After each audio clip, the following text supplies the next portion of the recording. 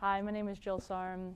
I am an associate athletic trainer and I work with the football and track and field and cross country programs. How did you first get into athletic training as a career path? So in high school, there was a class you could take that was athletic training, and then you could also take it with anatomy. And I took that because I really wanted to be a gym teacher because you get to wear sweatpants every day. And I ended up taking this athletic training course because it just was another thing to fill my schedule with the anatomy, and I ended up really liking the athletic training class. So I ended up applying for that for college, and it worked out. I ended up really liking it. Did you play any sports when you were a kid growing up in high school? Do you still play anything now? I really liked playing soccer. I wasn't very good, but I was pretty fast, so I would just kick the ball far and just beat everyone when I'd run. But then I ended up doing track, so it worked out with the speed thing. So I did that track in high school, and I did it a little bit in college until I had to stop because of just athletic training requirements. Your career in athletic training has taken you kind of all over the East Coast. You went to Westchester University undergraduate, did your grad school at West Virginia. You worked at Elon University as well for a long time, and now here at AIC. So a lot of different places that are not similar to one another. What's something that you've gained from having those varied experiences as you've grown as an athletic trainer? I think it's just a good thing to be able to take something from each place because everywhere is going to be different.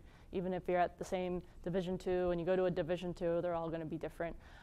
So I think it's just an opportunity to learn from the different programs that you're at, the teams that you're working with. I don't think it's one thing that you learn and you take one thing from each of them. You just take a lot of things, and it just helps you grow as a clinician. You were at Elon for quite a while, 6 years if I'm remembering right, and then the opportunity at AIC opens up. What made you say to yourself, I want to take a shot at this, I want to go here? So we ended up moving because my husband took a new job.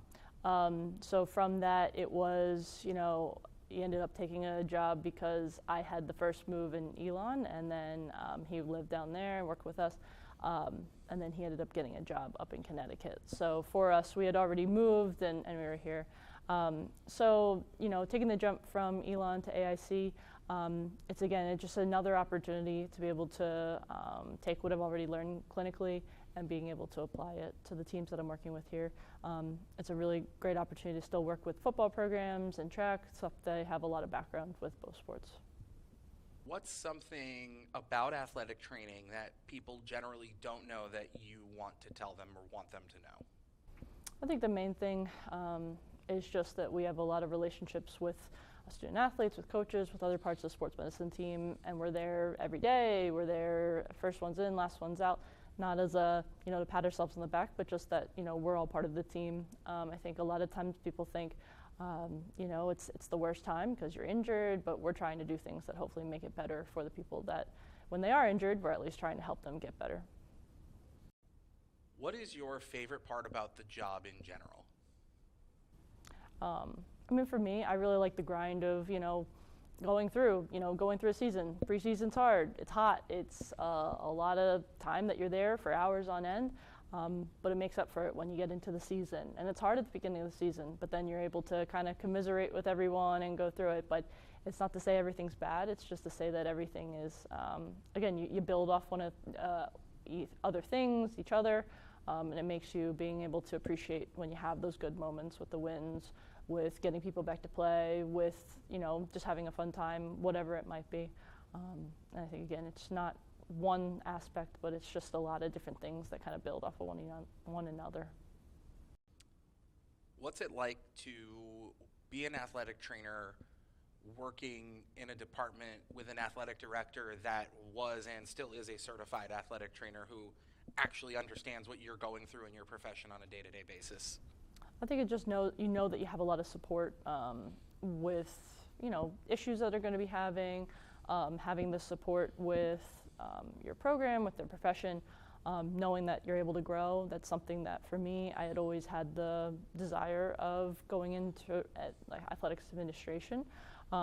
So seeing Rob's path is a way to say, hey, it's definitely possible. It's definitely something that's attainable for anybody. and it's just nice to be able to see that he's had good success with, again, going from being and as well as still being a certified athletic trainer, and then now, again, taking that to the next level of being an athletic director. If someone came to you and said, I'm thinking about getting into athletic training for my career, what advice would you give them? I got a lot of different things that I can tell them on specifics. I think the main thing is you got to get the most out of. You got to put in what you want to get the most out of it.